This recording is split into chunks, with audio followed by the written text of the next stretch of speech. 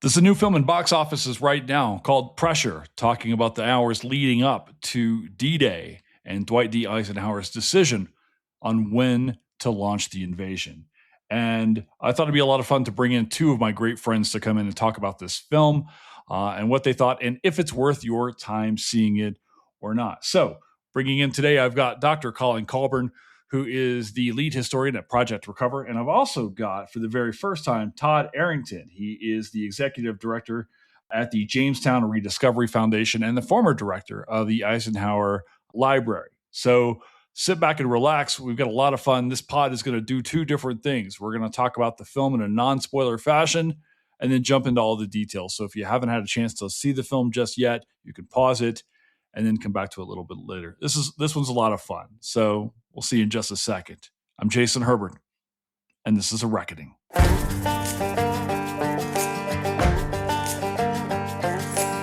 My name is Jason Herbert. I'm a Southerner who lives in the West.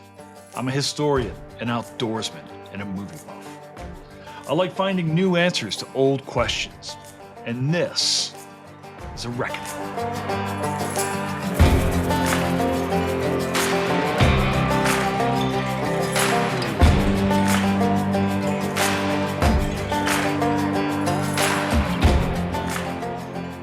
Are we launching this podcast not unlike June 6th, 1944? Or 5th?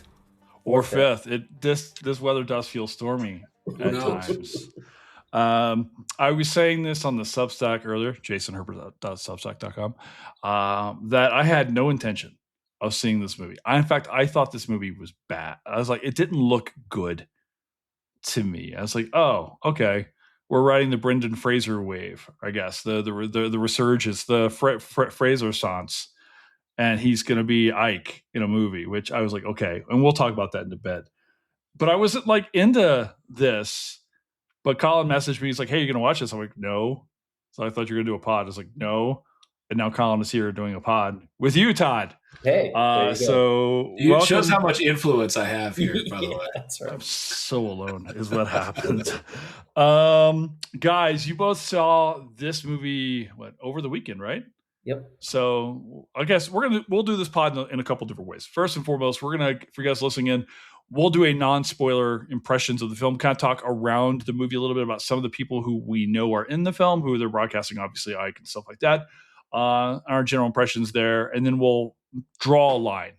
So if you haven't seen the film, you don't want it ruined for you, that won't be ruined for you. You can pause right there. But if you have seen the film already and you want to listen to maybe some more details in on the film and things that we saw and things behind the film, you can continue to listen. But we will give you our very honest impressions. So if you're considering seeing the film, we'll definitely tell you, hey, this is worth your time or not here in just a moment. So Colin, Todd, welcome back to the show.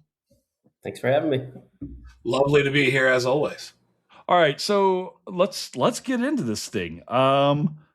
We all three saw Pressure over the weekend. What were your initial thoughts, your spoiler-free thoughts, if you will? Did you enjoy the film? What'd you like? I'll start us off. You kind of stole the words out of my mouth with your Substack. JasonHerbert.substack.com. Yeah. I was really pleasantly surprised, honestly. Yeah. I was expecting this to be bad, honestly. Yeah. I was I don't know. I had seen clips and trailers that I thought were kind of meh, and then B, my wife and I were watching Jeopardy, and Brendan Fraser and Andrew Scott did like a whole category. Okay. And the way that they were the most boring human beings on the planet during that category, I don't know if they were trying to like be their characters or something. It was like, this is going to be so bad. And yet I actually really enjoyed the movie. It kept me in suspense. I thought the editing in the movie was phenomenal, honestly, because there could be so much dialogue in a movie like this. And really there is, but for some reason, it didn't feel like that to me. So my top line is I enjoyed it. A lot of historical problems, of course, but I think that there are some opportunities maybe for people to at least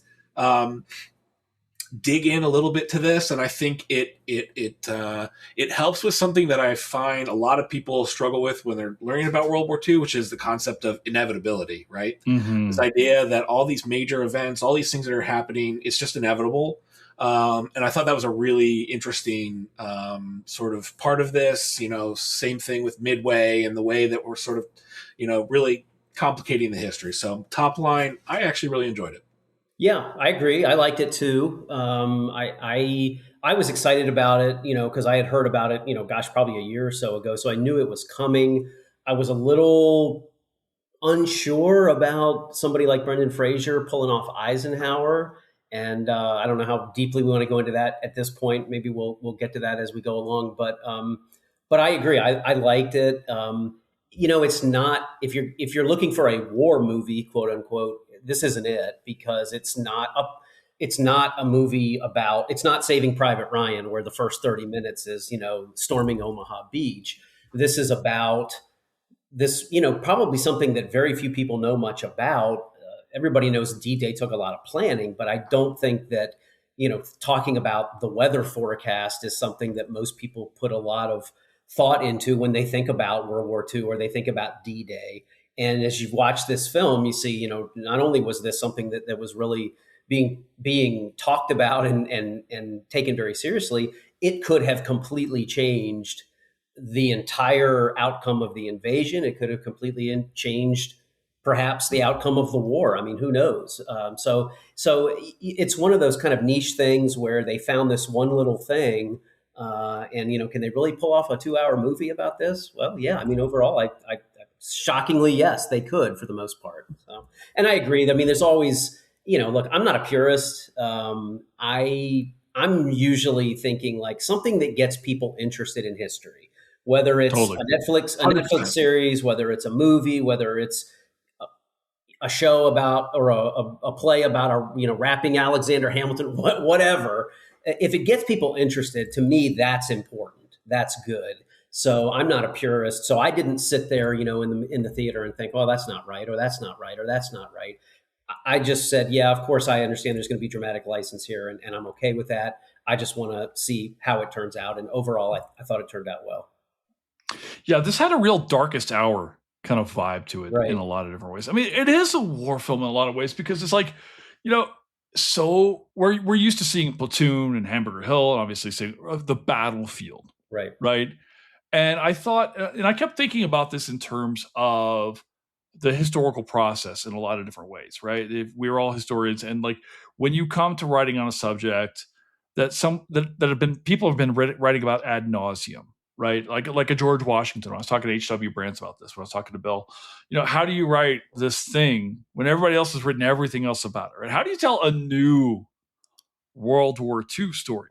And I remember going in and watching the trailers before the film. I was like, why'd they call this Pressure? I thought they'd do something. Like, I had no idea this was about weather. Like, none at all. Like, I had no idea, no clue, none whatsoever. I was like, oh, because the marketing on this was like, General Eisenhower has to make a decision. I'm like, well, he's under a lot of pressure. Okay, right, I get that. It's a war. It's bad. Right? Fascism is bad. Having to answer to General Marshall is probably a big deal. He's under the man's under. I understand why they call it spread. And I'm like, oh, this is about weather. Oh, okay, all right, I'll roll with it. But I was like, oh, wait a second, this is cool. They're making a World War II movie about this whole other thing. Like, I don't know that I've ever seen a war film about the weather, about meteorologists before, but they are an important component of this. And I think that's kind of what the big scheme is like. Yeah, of course, there's always going to be these dramatizations inside a film, but the ultimate thing they're trying to tell you is here, like, look, this war was fought on a lot of fronts. Weather fronts, that is. Yeah, right. But there are a lot of moving parts to this war, and these men and women who we saw, and I really liked Carrie Condon in here because you got to see women in this film, right? Shout out to our great friend Sarah Myers for illustrating the role of women in World War II. But you got to see all of this stuff, and it was really cool to like see this whole other facet I'd never really considered. Right? I understand there are obviously weather reports, and that's important. And I knew going in that, like, of course, the D-Day had gotten delayed by a day, but I wasn't expecting this film. I thought, oh, we're getting an Ike film, which kind of gets me into this question is, guys, I don't know that we've ever had an Ike film before, right? I mean, when was the last time you saw Eisenhower represented on screen? And for the life of me, I can't think of it. So Todd would know. I cannot think of anything. I'm going to say 15, maybe 20 years ago, it may have been a TV movie or maybe a miniseries about the same thing, kind of the lead up to D-Day and the planning. I don't know that I've ever actually seen that. I don't know if they covered the issue with weather at all. But Tom Selleck was Eisenhower in that. And when I was working at the Eisenhower Presidential Library, my colleagues who'd been there much longer than me, many of them told me that they had seen that and they actually thought it was pretty good. So Tom Selleck was a decent Eisenhower as well. Again, I've not seen that, but that's probably, to my knowledge, the last time any kind of major Hollywood treatment featuring Eisenhower has been done. Maybe there have been smaller things here and there that I'm not aware of, but I think that's probably it. What do you think the bigger honor in life is? Is it Supreme Allied Commander, President of the United States, or having Tom Selleck play you in a film? Because I'm leaning towards the latter, I gotta tell you. And play it well, apparently. So I mean, and all respect to Abilene, Kansas's finest, but I never really thought of Ike as that dashing of a gentleman facially.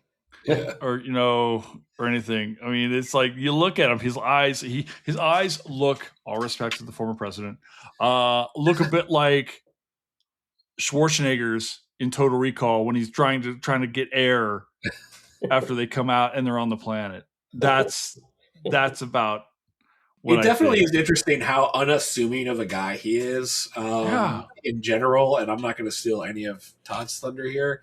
I definitely think that one of the more interesting, like, Brendan Fraser may not have been the physically best person to have played Eisenhower, because I think what is interesting is how powerful and how much of a diplomat and all those other kind of things that he was. And yet he was really kind of an unassuming guy. It wasn't his physicality, I don't think, that really made him a good leader.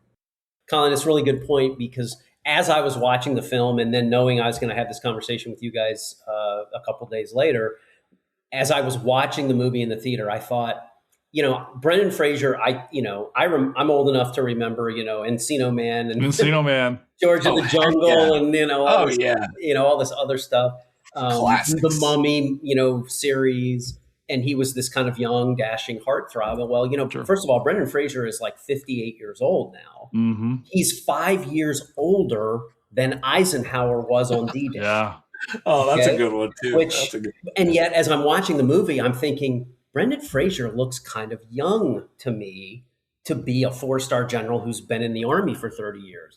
Interesting. The other thing, and Colin, you alluded to this, and I agree with you. Brendan Fraser is physically, I looked him up on IMDb. He's 6'3" and a half. He's very tall. Eisenhower was 5'10". So Eisenhower is this very average sized guy. Fraser is also kind of bulky. As are we all as we get older, He's been snacking. Yeah, that's right. Well, I just think, bulky. He comes off as physically imposing. He does.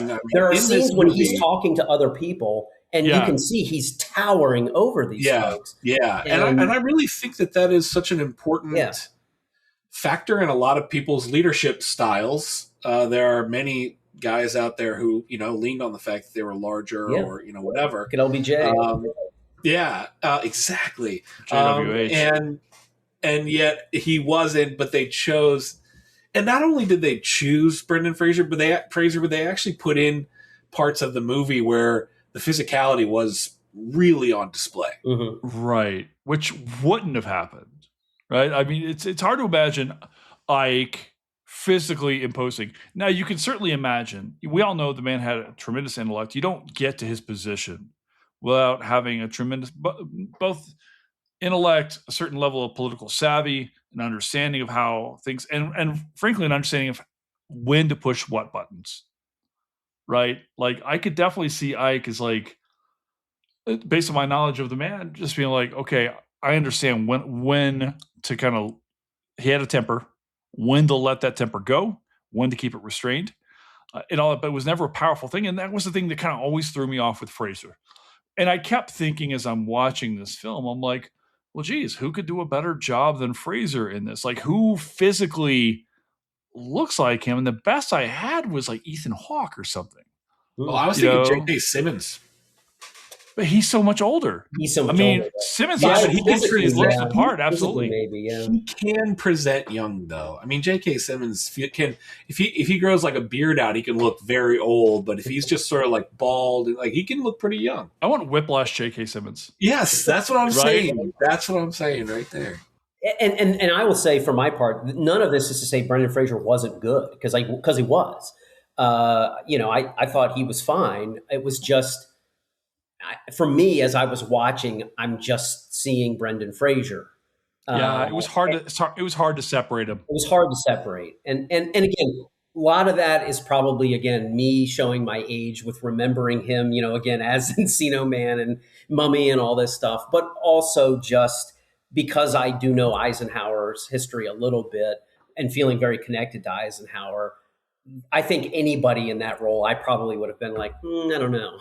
Yeah, but if you talk like Michael Fassbender, who absolutely disappears in the roles. I was just going to say that, Todd. I don't personally. I felt the same way you did. I felt like I saw him as Brendan Fraser playing Eisenhower. Right. Yeah. Andrew Scott, I thought he was the Scottish scientist. Yeah, totally. And I've seen a lot of very famous people who make me believe they are that character. Mm-hmm. Right. And I love Brendan Fraser from my childhood, from all these things. Yeah. And that's why I wonder if it was the physicality that kept making me think this is Brendan Fraser. It's the voice too. He sounds nothing the big booming voice. Sounds nothing like Ike. Yeah. The scene when he's reading the D-Day message, and I felt like he was kind of almost shouting it a little bit. Right, Whereas if you listen to the actual recording of Eisenhower reading that, it's very measured, very kind of, even keel, I guess you would say. But again, that's, those are choices that an actor makes, maybe a director makes and says, hey, kind of play it up this time, and we'll use whichever, we'll do 20 takes and see which one we like. I don't know. So again, I'm not critical of Brendan Fraser. I think what Jason said at the beginning is right, that, he's kind of hot again. And they needed a guy of a certain age to play this role. And he was the person that they got. And again, that's fine. It was just a little, again, I agree. I thought Andrew Scott was like, boom, like he's that guy. It was amazing. Yeah. And I'm not character actor. Not in as many things either. So again, that's maybe my bias too, in that I don't know Andrew Scott's work as closely as I know Brendan Fraser. Todd, can I ask you a quick question? I don't, no spoilers, obviously, but like, from what I don't know about as much about Eisenhower. I'll be totally honest. How did he throw his weight around? What were the ways that he was able to pull the levers, if not physicality? Yeah, so physicality is not it for him. I mean, again, he's 5'10", he's like 175 pounds his entire very adult slight life. man. Yeah, he's an average sized guy. He did have a temper. Jason said that, and that's correct. He did have a temper, and he did, and this was true from the time he was the Supreme Allied Commander into his presidency. He did occasionally have these kind of blow-ups. Whether or not he had the major blow up that's shown in the film, which I won't ruin for anyone. I don't know if that was a scene that was written for the film or if that really happened. I'm not sure about that. But the other thing he was really good at, and you can certainly, you do get this sense in the film that he's really good at kind of picking his battles, meaning, Montgomery is always going to say something snarky. And there are times when I'm going to let it go, and there are times when I'm going to address it. He wasn't a character in the film, but anybody who could handle George Patton, had to have a pretty good sense of when is the time to flex, and when is the time to just say that's just George being George or Monty being Monty. So he was really good at those things. He was, and this is somewhat shown in the film. He's very, very skilled at keeping this coalition of people from different countries together. So he's definitely got a flair for diplomacy, which obviously serves him well later as president as well. But there is this kind of allusion in the film from Montgomery about Eisenhower not having actually commanded troops in battle, and that's true. The reason he was put in charge of this operation was because he was so skilled at organizing and administering and getting people to work together as a team. It's true. He hadn't commanded men in battle. And some people saw that as a weakness, but clearly in the long run, it was shown that, he didn't need that experience to plan a successful invasion and a successful conclusion to the war in Europe. But there was also a component there, Todd, like getting back to this idea, because obviously Monty thinks he should be running the show. I think that's well established throughout the. Let's talk about Damian Lewis stealing all those scenes. We're gonna get to Monty in a second, but there's that. The other thing is like this: Eisenhower gets put in charge because he's an American, and at this point in time, the Americans are bringing in all the. By this point in time in the war, in the European theater, the Americans are putting in the manpower, they're putting in the machinery, the weapons, and so forth. They're essentially funding and making this war possible at this point in time. The Americans are like, our guy is gonna be the guy who am I correct here? I mean, that's essentially what happens. Is like the Americans are like, our guy's gonna be the guy. Yeah, I think there was a sense that it had to be an American, and the British agreed to that. And then it was just, who is that American going to be? Sure. There's a lot of talk that Marshall really wanted it, but he was too, whether it was too proud or too standing on ceremony, and understanding his Roosevelt role. Said he could. Yeah, but Roosevelt said he couldn't do without Marshall in D.C. Marshall would never have asked the president, "Can I please be the commander?"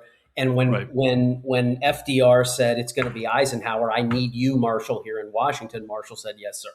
And that's just how he was. And obviously, again, it all worked out. Can I tell you guys, when they walk in the room and they're doing the introductions, and he's like, "Here's this guy. Here's Omar Bradley." I'm like, "Fuck yeah!" I was like, "That's Omar Bradley." Like, yeah. I'm like, this is a star-studded room. Yeah, but everybody's got a tape named after him. I said that the guy playing Bradley had like a full head of hair, he looked nothing like Omar Bradley. It was such a wild stretch. No, but I was like, it's fine. It's fine. Don't let that get in the way. It's like, okay. Let the bald men have their due. My goodness. Listen, Omar Bradley was aura farming, as the youths would say. Okay, so we'll get it. I do want to come back to Bernard Montgomery here in a moment. Well, and maybe whatever after the break here, and we start talking about the spoiler things, because I don't want to ruin the film. But he does play an important role in this thing, and I do want to talk about Damian Lewis. But can we talk a little bit about the importance of the weather service to the war effort itself? Colin, you do so much amazing work, and I was teasing you a little bit, or kind of joking around, but you know how much respect I have for Project Recover. And the research that you guys do, as far as finding some of these down planes and stuff like that, I wonder, do the weather reports often come in do if down ships or whatever go down because of bad weather and stuff like that? Like how do we get a sense of how important the weather service was to the overall war effort? Yeah, certainly to all of the above. And I think what was actually really interesting is we all kind of know that weather was important.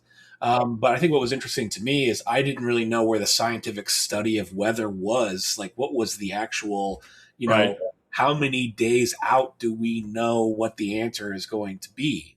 And that was kind of an interesting part of this whole movie, is sort of talking about that intersection. But yes, I mean, in the Pacific, the typhoon in 45 that took out many of the U.S. Navy ships up there I think it was by Okinawa. And I was actually just working on, weather is a huge factor in everything, especially when it comes to air operations. And I was just working on, we've been doing a lot of work in Truk Lagoon. Chuk is what it's called today. And we lost a lot of aircraft there. And we actually had 2 carrier strikes there. One of them was Hailstone. Everyone kind of knows Hailstone. The second one was kind of just the carriers coming back from New Guinea, and they were like, hey, let's hit Truk again. And they actually lost as many pilots in the second one as they did in the first one. And the reason for that was the weather. The pilots argued that it was the weather, and I tend to agree with them on that. They had a really low hanging ceiling of about 5,000 feet, and the Japanese were able to actually use that ceiling to dial in their anti-aircraft guns. So they knew that if the aircraft were flying at or around, and they're coming out of the clouds at that ceiling, that they were going to be able to hit them, and they actually did, just that. So weather is a massive factor, and it's not just that. In Europe, it's when you talk about 1,000 bomber raids, we're seeing, the idea of forming up 1,000 bombers to go into Europe in poor weather, it's a nightmare.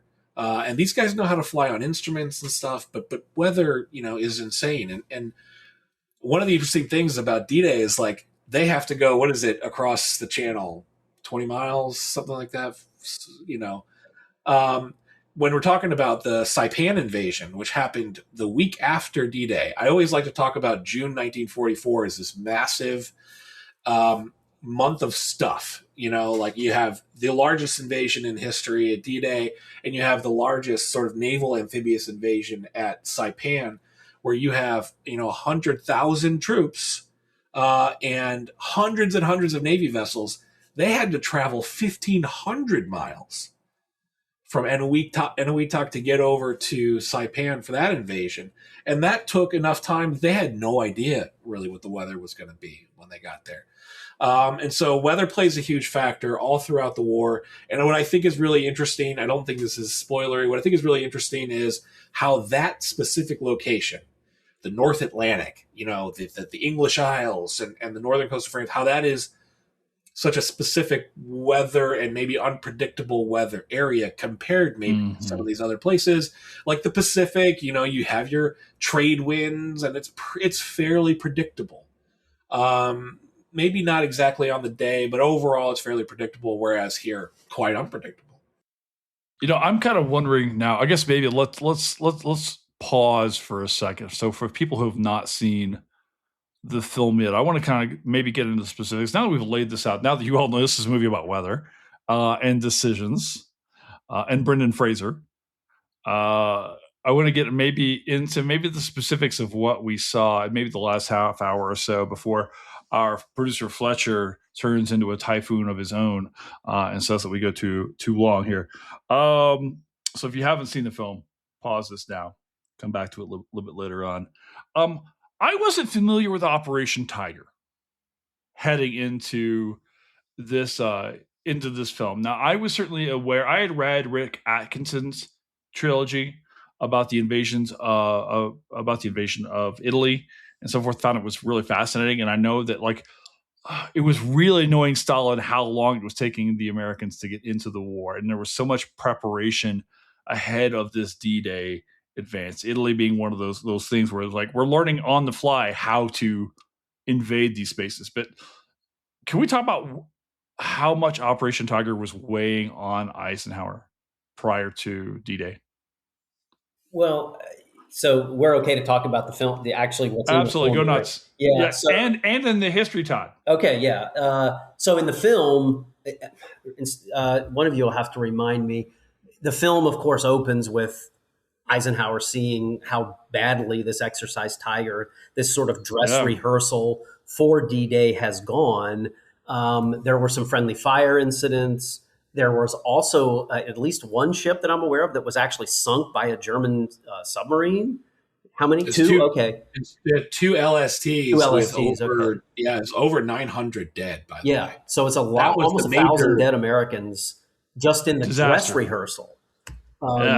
So, but do I remember in the film, do they depict Tiger as taking place like just like a few days before D-Day? No, a few months. Okay, because it actually, okay, that's good. I couldn't remember. A few months. I just remember at one point on the screen, like 72 hours or something. And I thought that can't be Exercise Tiger because that happened in April of 44. Right.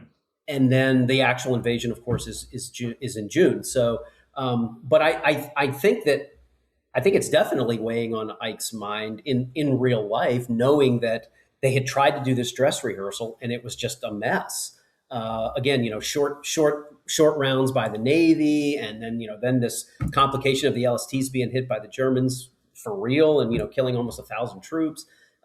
So I think it's definitely weighing on him. I admit I didn't know, frankly, much about that either until I saw the movie, and then thought, oh, geez, I'm going to be on a podcast in a few nights. I better go do a little reading here on this Exercise Tiger. But it certainly was. It was a mess. It was supposed to recreate or supposed to rehearse the landing at Utah Beach. They had evacuated like an entire part of whatever the English coast. I don't know exactly where they did it. And it was just a disaster. So I think that was certainly weighing on Ike's mind for sure, as is shown in kind of the very first scene in the film where he's just looking at this and, is just kind of flabbergasted at what he's seeing. I thought it was really interesting the way they depicted Exercise Tiger, as they really kind of focused on it being like this friendly fire incident, or there were guys on the beach and there were rounds falling short and they were bombing the guys on the beach. Exercise Tiger actually came across our desk at Project Recover because there's still 363 missing from those two LSTs. Oh my God. Yeah, it was a massive tragedy. It was two German, they're called E-boats. It's kind of the equivalent of our PT boats. They were surface torpedo boats that found this whole convoy just sailing in a straight line. And in fact, they thought it was merchant vessels at first. And they thought, well, these are funny looking merchant vessels. They looked like landing craft. And they, attacked the ships and sank 2 out of the 3 LSTs. And over 600 just aboard those LSTs died. Nearly 400 are still missing. And back when I first started, there was talk about having us go out and maybe relocate those LSTs and, possibly looking into a recovery effort to try to, find remains and stuff. But what I thought was really interesting is I struggle with this because when I saw this, I was like, what are you talking about? The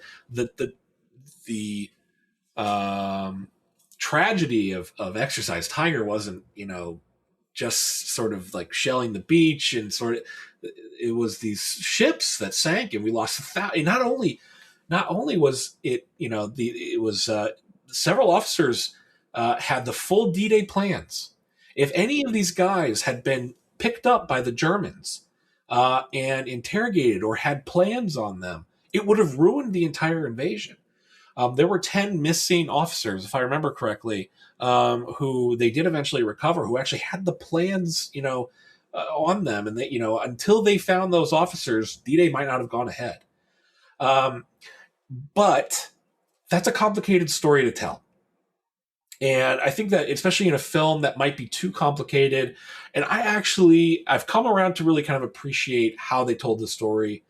The way they just depicted it as a really terrible incident, which it was. It was essentially friendly fire because they made the mistake of not zigzagging. They were vulnerable. They did not have the right defenses, and it was a mistake, and it weighed on Eisenhower's mind. And everyone involved in that incident was like under a moratorium. They could not talk about that until I think the news about it came out after D-Day sometime, and then they were maybe allowed to actually talk about it. But of course, by then D-Day happens, Saipan happens, and the world and news have moved on. So I want to ask, I think they made a smart move right there. I think you, as a screenwriter and editor, you could have gotten bogged down in the details on that, right? Very quickly, because one of the strengths of the film is that it's an hour and 45 minutes long. Yeah. We are in and out of that film. It blows by, and you're thinking, oh my God, this is terrific. It's a war movie that does not last an entire campaign. I think it was really smart. And you got enough out of there. There was between that and the banter between him and Montgomery where you're like, okay, Eisenhower is like, now I'm kind of wondering, guys, if this goes poorly, is Eisenhower prepared to resign if the D-Day invasion does not go well? Because we get the sense that maybe he's questioning himself a little bit. I don't know how self-assured Ike was prior to June 6th. Well, I think that certainly he understood that as the commander responsible for this plan, he needed to project confidence and he needed to project optimism. But I agree with both of you that the decision to just sort of rather quickly address this exercise Tiger at the very beginning, just to show that, hey, he knows this is not guaranteed to succeed. There are problems with, the plan is not perfect, as we've just seen with this exercise Tiger, regardless of whether, they're alluding to the friendly fire or the LSTs getting torpedoed. Just that they did a dress rehearsal and it went horribly. So of course that's in his mind. Then you think about some of these relationships, like with Montgomery, that, again, they work well together publicly, but sort of privately, they're not always as close as you might believe. I think that just more serves also to reinforce that as good as Eisenhower was, as good as this plan was, as good as all of this preparation was that went on for, a year almost for this invasion, it was never a guarantee that it was going to work. And that's why I'm really glad they did allude in the movie to him writing the in case of failure message. With it, he had already thought about if this doesn't succeed and I have to withdraw the troops because we can't gain footholds and the invasion is a failure, I've got to be prepared to say something publicly. And he did write out this note. It's on a piece of paper about that big, and he wrote it out. And they even had some of the lines in the movie that he did in fact write in that note, where he said, we based this on the best possible information, and the decision was mine alone, and absolving everyone of responsibility except for himself. So I think the film does a good job of showing all the different things, all the different sort of balls he had to juggle. The fact that it was not a guarantee to succeed, and the essence of leadership in Eisenhower is he will take responsibility if it fails. How surprised were the Germans on D-Day? Because this is the big thing. We hear Montgomery saying, look, we can't wait until the 18th. We can't go another 2 weeks. We're going to get found out. And I think there's a belief that that they're going to catch the Germans off guard here. But, guys, I look at this and I look at I've watched, God knows countless documentaries and read enough stuff on D-Day. Our guys took an absolute beating. It was a bloodbath. We just sent these guys into the hornet's nest. How much more prepared could the Germans have been? Were they legitimately surprised on D-Day? Well, I think, and Colin, I'll just say one thing here, and then I think, first of all, there was obviously, there's some historical knowledge now that, they were starting to sort of realize that this invasion was going to come at some point, and they were, even though Hitler was obsessed with winning in the East and destroying the Soviet Union, he realized he needed to kind of turn his focus back to the West, and that was starting to happen. My understanding is that the real question wasn't, they knew that they were going to be invaded at some point. The real question was, where was that going to be? And of course, everyone assumed Pas-de-Calais because it's the shortest place across the channel from England to France. And then that's part of the reason, obviously, that they chose Normandy instead, was not to choose the most obvious place. But yeah, you're absolutely right. I mean, they knew an invasion was coming. I think, when and how and where that was going to happen, these are the variables. And it also really mattered on where they were going to reinforce, if and when a beachhead, you can't, they put up a pretty good fight. They put up a pretty good wall, an Atlantic wall, right? And no matter how how or where you invade, you're coming up against these massive fortifications, and you're going to suffer those casualties. It happens nearly, not every, but nearly every amphibious invasion, you're at a disadvantage when you're attacking a well defended position. And but I think that where the reinforcements were is going to be important too. And I think that the feint and the oh gosh, it just blanking. What was the inflatable army operation called? The dummy army. Yeah, totally fake, the totally fake army group. Yeah, it's escaping. But they held at least fixed a couple of important German units long enough to make a difference. And then also, there's lots of questions about how good was the German army.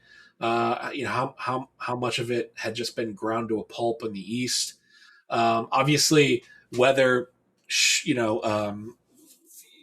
its ugly face once again, as at Bastogne, at Battle of the Bulge, where the Germans took advantage of the weather, and they were able to sort of really punch a hole in the American lines. But yeah, I mean, when it happens was important, because and I think they did a good job of this, you didn't want the information to get out. And they did. They really did have hundreds of thousands of people with information, that after a few beers could slip out, and then the Germans could know exactly where to reinforce and exactly where, put all of their air power, all of everything they have in some concentrated places, and that could have been completely disastrous. And the human element is one of those things that's another shocking one. How the story didn't get out is pretty amazing. But again, the film did such a great job of subtly showing that, right? He can't call out, right? He can't call out. And they talk about how the troops are all, they're quarantined, they're all sort of locked in, and they were successful that way.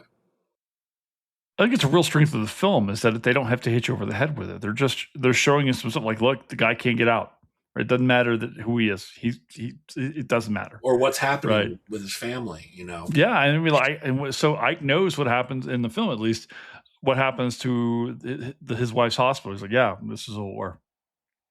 It's awful, but this is a war. Something else that they didn't really get into in the film and it's fine, but I think that, just for people who are listening, also to know that also really could have been impacted by the weather was the airborne drops on the night before. They really don't get into that, but and I have to give all credit to Dr. Jim Ginther, who's the head of the collection, the archives at the Eisenhower Presidential Library, who was telling me this story when I was working there about I don't know if it was Mallory or if it was somebody else. One of the high ranking air commanders telling Eisenhower, even writing him before D-Day and saying, these airborne drops are going to be a disaster. We're going to lose 90% of the paratroopers. Don't do this. It's going to be a bloodbath.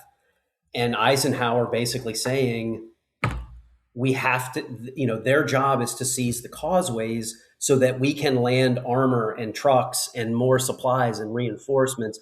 It has to be done. And once again, if it fails, it's on me as the Supreme Allied Commander. They didn't get into that in the film so much about the need for good weather for those airborne drops to go forward as well. They did show kind of at the end as they were getting ready, he's talking to the 101st Airborne. And of course, we all know the famous photo of him talking to the 101st before they board the planes to go make those night drops on the night before D-Day. But weather could have completely, weather did and could have even more affected that as well. Yeah, it was already pretty rough. Yeah. Yeah. All right. So can we talk about Damian Lewis? Yes. Because in my mind, the man, his entire career will always be, Dick Winters. Dick Winters for the entire, and it's so weird. He's gonna have this amazing career playing villains often. Yeah, which is just Homeland. Completely, I was shocked. I can't at Billions. You're a hero. You're like the greatest American soldier we've ever seen on screen. And then he's like this duplicitous, mustache twirling Bernie. I loved the way he played Montgomery. He's such an ass. But he was, which is exactly right. I think. And his accent was so dead on, and like it just you just felt like he was having fun playing the character. Yeah, it really did. I agree with that. And I feel like anytime you see Damian Lewis with the World War II movie, you're like, oh, this is fantastic. Welcome home, big guy. Yeah. I gotta say, I saw Band of Brothers. When did it come out? Like 2001 or something. I mean, it's 25 years. It comes out every 3 weeks at my house. Yeah, there you go. I've seen it all the way through several times as well. I got to be honest, it was like probably 10 years before I ever found out he's actually British. I know. I didn't know. The entire cast is British. That's right. I had no idea. Tom Hardy is in that movie. I know. I had no idea that Damian Lewis was British really until I think it was maybe when he was doing press for Homeland or something, and I heard him in an interview, and I'm like, why is he doing this in a British accent? That's weird. And then, because he's British, moron. Yeah, duh. I didn't know that. He was so good as Winters and, had this such a genuine American, affect that I had no idea he was British. But I agree. I thought he was great. He was one of my highlights of this movie, even though he's not really in it that much. Right. And what you said, Jason, about, kind of the mustache, even though he didn't really do that, didn't literally do that. You could almost see him in the corner. We want good weather, didn't we, pal? Scheming, But I weather. If you're going to put a scene stealer in, making him Montgomery is such a great choice. Yep. Here was the cool thing, right? And I want to come back to the relationship, but at least they didn't make him a character, because towards the end, he does come off a bit like, okay, wait, this guy is competent. He does give it, when he's on the headset and he's listening in, he's obviously very vested in what's happening there. Montgomery obviously notoriously slow, but we're not doing a bridge too far. What was do we have a sense of what that relationship between Ike and Montgomery was like? Did they like each other? Was there respect? Because Ike had to rein him in this film. Yeah, I think there certainly was respect. I think probably even more so after the war was over. I think Monty. The win. Winning cures everything. Winning helps. Yeah, it does. But I think Monty definitely felt like he was the superior commander because he had in fact commanded in combat. Eisenhower had not. I think he probably resented the fact that any American was in England as the supreme Allied commander. He probably, because the British had been in this since 1939, and the Americans were latecomers to the party. I think they respected one another. There were some times where their personal relationship was pretty icy. I grew up in Gettysburg, Pennsylvania, and I started my public history career there. And 31 years ago, I worked at the Eisenhower home in Gettysburg, and I remember seeing there, one of the pictures of Monty with Ike at Gettysburg. After. Probably during Ike's presidency, maybe. And they're both in suits, they're not in military uniform. Yeah. And there's Eisenhower kind of showing Monty around the battle. They were buddies at that point in time, were they not? Yeah, exactly. And at that point, I think, enough time's gone by. Hopefully they were, cordial at least to one another. I don't think they were ever going to be the best of friends, but that, like you said, winning helps, and they did succeed. So. What are your other thoughts on this film? We're talking so much about Ike here, but really, he's really not the lead in this film. It's Andrew Scott. I got to tell you, I immediately wanted to go out and buy dress blousers, like those pleated blousers, like those trousers that that the colonel are wearing. I was like, God, man, did we miss the greatest era in military dress ever? That's why they brought the pinks and greens back. Yeah, man. I love them. But man, it's such a good look, right? And I am such a sucker for that era. I told Amy when I came out, I was like, God, golly, I'm having trouble remembering his name. The meteorologist, Crick. But Crick, no, not me, not Crick. Stagg. Stagg, thank you. Stagg. The look inside his home. And that was the Downton Abbey house, was it not? Oh, I don't know. The Downton Abbey, the castle that we see in Downton Abbey, is actually was. I know that during World War II, served for military operations. I'm almost certain that was the same castle. Southwick House, or it was a well-known. I think it's still a tourist attraction. Do you know who owns it? Lord Herbert. Oh. Well, you're talking about Downton Abbey. No, I'm talking real life. The dude who owns the place is Lord Herbert. Yeah, no, I know. I don't think that's the same place as. I think that it is. I think that like the filming was the same one. Either way, well, I've never seen Downton Abbey, so I have no idea. Get off of my podcast. I've never seen it. Sorry. What is wrong with you? I've watched Seinfeld and It's Always Sunny in Philadelphia all the way through about 9 times each. But I've never seen Downton Abbey. Down and watch. Downton Abbey is the balls, really? Man. My wife watched it. Yeah, it's good. Downton Abbey is amazing. And I'm waiting to do a Downton Abbey. Like Colin has seen me go off on Downton on this app. What are the other things you liked about this film? I did want to talk real quick about the meteorologist, right? I mean, the whole film, we've talked a lot about kind of all the war that's going around it. Right. We talked about Eisenhower and the leaders and stuff. Obviously, like you guys probably did, I wanted to see like the Crick character, the Colonel, Lieutenant Colonel Crick. Is that him, or is this just a movie thing? I read up on him, and I dug into it a little bit. Oh, you did too. And he was very much like that. It seems, at least, seems like most people remembered him to be. He was very much a salesman of himself, and he really did rely on the historic. Again, this goes back to like what was the state of meteorology back then. Now, what I think that they didn't get into, it sounds like, and again, I have learned all of this recently, I'm no expert, is that Stagg wasn't really even at the center of all of this. There were many other meteorologists. I guess one of the biggest one was this Norwegian Sverre Petersen, who was also a World War I pilot. But he had a lot to do with this, and also they had been developing these forecasts like every 3 days or something like that for a long time. So it's like the movie kind of makes you feel like we're making one forecast, and the forecast is for D-Day. It's 5th or 6th, but really, of course, they've been making forecasts every 3 days, and it's the cumulative part of it all. But again, this is where I think that the film did a really good job of simplifying everything, something that could be accessible to a larger audience. Maybe it doesn't get the history right. Maybe it loses some of the really important people, unfortunately, but still was able to tell that story of all these meteorologists from the different allied nations coming together in their own competing philosophies.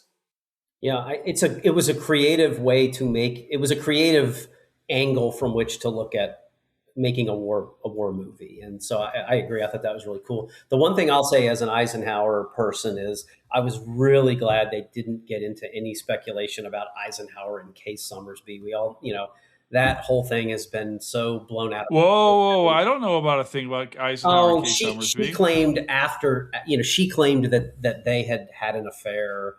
And the evidence is pretty thin, including that, she was writing books trying to make money because she was sick and ended up dying of some kind of cancer, I believe. So, I'm not the final arbiter of that, whether it happened or not. I don't know. That again, the evidence. It's not really relevant to the story. It would have been, exactly. It's irrelevant to the story, but I was fearful that they were going to try to, work that in just because, hey, they always want a love angle in a movie or something.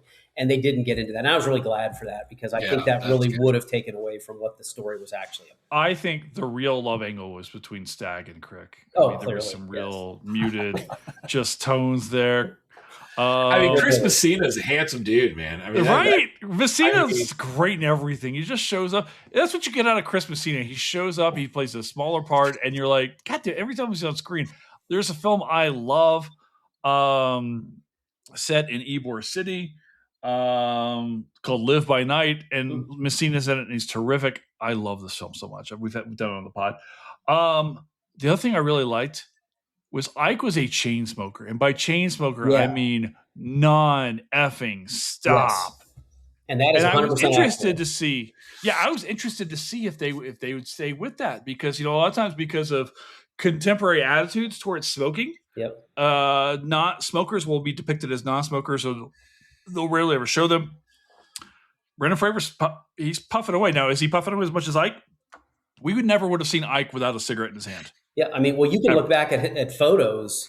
He's always got a cigarette in his hand, from that period. And yeah, he smoked something like 4 packs a day. And I think they said 20 some cups of coffee a day, just because he's working like 20, 21 hours a day. If the Nazis didn't get him, he was going to get himself. There you go. But I noticed that too in the movie. And I feel bad for Brendan Fraser. I was glad to see it.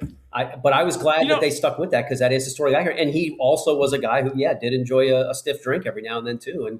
And they show him doing that. And my God, if anybody ever needed one, it's when you're under this kind of, wait for it, pressure. So. Well, okay, to get back with that, I mean, ultimately, like I said, I didn't say this earlier, but I did find myself kind of in and out of the film. I was kind of doing two things. Watching this film, and really as the movie went on, God, I really enjoyed the shit out of it. Yeah. Right? Yeah. But there was a second part of me that knew I was watching Brendan Fraser, and I was kind of rooting for Brendan Fraser. I was like, come on, Brendan. He's like our guy, right? Yeah. I thought that the part that they did really well was when they did the close-ups of Fraser's eyes, and you could really get a sense of all the tension. Like when we only saw his eyes. Right. I felt like those moments, he was really actually doing some really good acting. I mean, he made me feel very in suspense. I mean, absolutely. We all know the outcome, but at the same time, I'm just like, oh my gosh, like who's going to win this argument? How does this even happen? But did you find yourself in the film going, God damn it, Crick, shut the fuck up about the 1925 weather report? Right? Yeah, but I knew about this already. The best moment of the whole movie is when they're in the church and it starts to rain. And you're like, Stagg was right all along. Thank goodness. I know. But it's such a great job. And again, showing both the contingency of warfare, what could or could not happen. We talk about this like, we won. Well, we might not have. Yeah. Right? But also the incredible effort put forth not only by military, but by civilians to win this war. So I guess here's the question I want to put this film now. Thinking about this, the three of us have all seen countless numbers of World War II films. I want to talk about this in Pantheon. And since I've been watching so many goddamn watch videos on TikTok with S tier, A tier, B tier, that's where we're going to rank this film, right?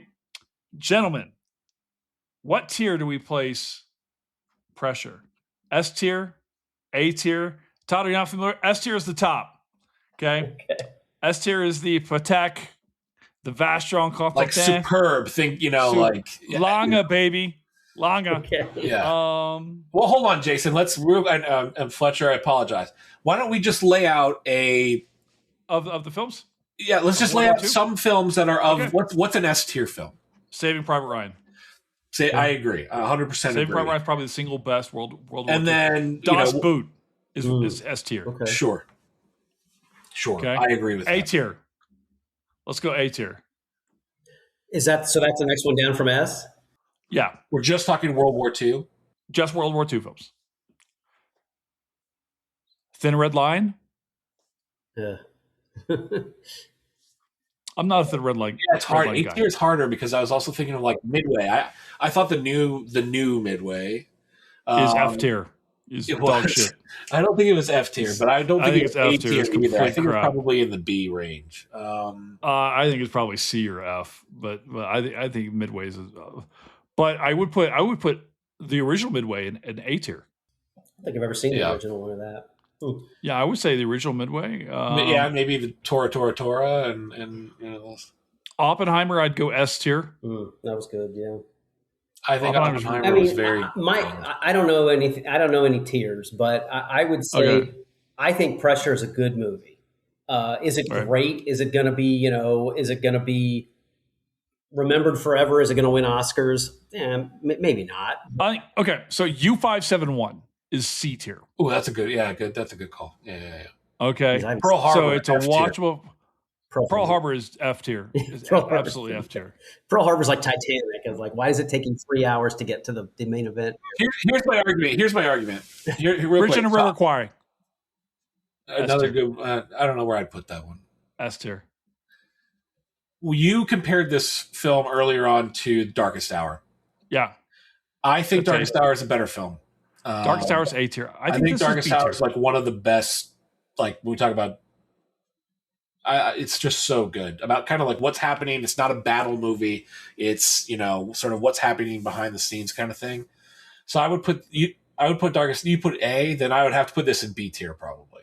I think this is a B tier film, and I mean that as a compliment. Yeah. A B tier film is a movie that I would watch again happily. Yep. If it's on, I'd absolutely watch it again.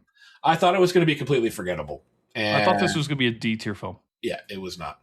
I was talking to my mom and dad over the weekend and yesterday after I had seen this, and I said, "Yep, I saw it," because of course they heard me talking about it, a year ago, and I said, "Yeah, I think it's worth going to see. I do." So I think it's really worth going to see. I think it's really cool to talk about history, and I got to tell you this. Here was my big takeaway in this. Guys, I got so excited about being a historian watching this film for a couple of different reasons.